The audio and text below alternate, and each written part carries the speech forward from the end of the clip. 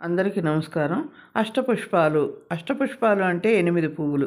సాధారణంగా హిందూ ధర్మంలో భగవంతుడికి అర్పించేటప్పుడు ఈ అష్టపుష్పాలు అనే పదాన్ని మానసికమైన మరియు ధార్మిక గుణాలను పువ్వులుగా భావించి ఉపయోగిస్తారు. ఇవి భగవంతుడికి అత్యంత ప్రీతికరమైనవని చెబుతారు. ఈ 8 పుష్పాలు ఏమిటి?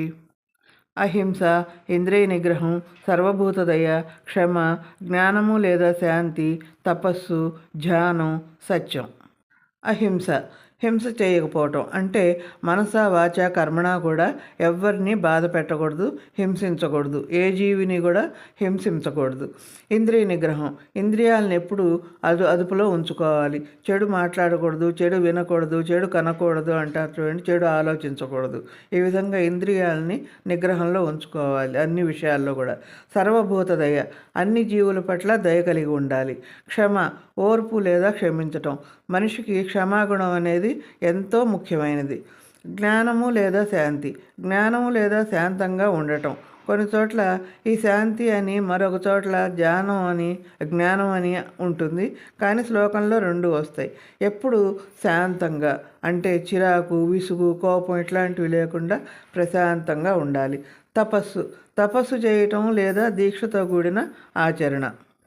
ఇది తీవ్రమైన నియమాలు, క్రమశిక్షణ మరియు సంకల్పంతో చేసే సాధన. ముందుగా ఇది చెయ్యాలి అంటే మనసు, శరీరం మరియు మాటల్లోని మలినాలను, చెడు ఆలోచనలను తొలగించుకోవాలి. ఆహారం, నిద్ర, కోరికలు వంటి వాటిని నియంత్రించాలి. ఒకే లక్ష్యంపై మనసును నిలపాలి. ఇప్పుడు ఉపవాసం ఉన్నాం అనుకోండి, అప్పుడు మనం ఎప్పుడు చూసినా ఆహారాన్ని గురించి ఆలోచించకూడదు, నిద్రపోవటం అట్లాంటివి చేయకూడదు.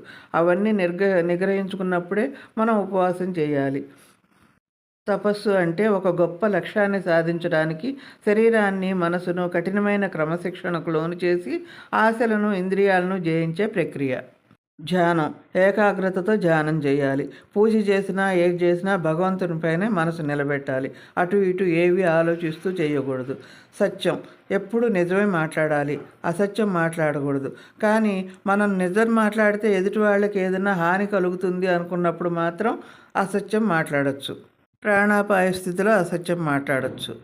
ఈ 8 గుణాలను కలిగి ఉండటమే భగవంతుడిని నిజమైన మనసుతో పూజించడం అని ఆధ్యాత్మిక గ్రంథాల్లో చెప్పబడింది.